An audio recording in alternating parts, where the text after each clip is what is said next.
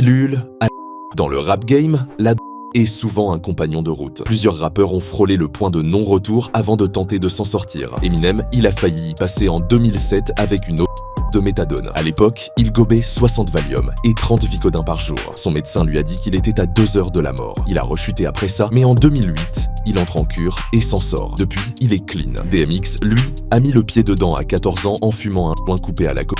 Après, c'était 25 ans de galère entre la et la prison. En 2013, il disait encore qu'il était accro. Pour lui, l'addiction, c'est à vie, mais ça veut pas dire qu'il doit replonger. Macklemore a commencé l'alcool à 13 ans et a vite basculé dans l'Oxycontin. À 25 ans, il pige que ça flingue sa créativité et part en désintox. Depuis, il en parle sans tabou et met en avant les groupes de soutien qui l'aident à tenir. TI, lui, a sombré dans l'Oxycontin après des opérations dentaires. En prison pour possession d'excès en 2011, il décide de changer. Il comprend que pour s'en sortir, il faut vraiment vouloir arrêter. Kid Cudi, lui, a tout stoppé d'un coup, sans aide. Il sniffait pour tenir son rythme de vie. Mais après une arrestation en 2010, il dit stop. Aujourd'hui, il assure que ça a changé sa vie et même sa musique.